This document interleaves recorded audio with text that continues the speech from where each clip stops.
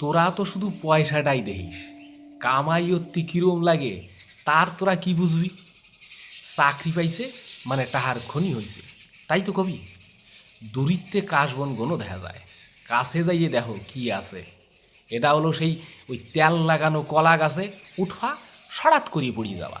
ভাবতিস পাড়বার কলা খাবা? অত সোজা না মনি। ওই উপরওয়ালা মানে কর্তৃপক্ষের নাহানি সুহানি কোনো দিন তো খাও নাই, তা বুঝবা কি? ওরা একটার পরে একটা কয়, এই কবে এইটা করিয়ে দাও, যেই করিয়ে নিয়ে যাবা কবে ওটা থাও। আরেকটা তখন নাকি বেশি আর্জেন্ট, তোমারে তিষ্টতি দেবে না 1%। ওই যে কামচোরগুলো এই জিগা সেই জিগা ফ্রি ওয়াইফাইতে সারা দিন মোবাইল ঘাটবে, ওকে সহি দেখবে না, ওকে বেলায় চোখ বুঝিয়ে থাকবে।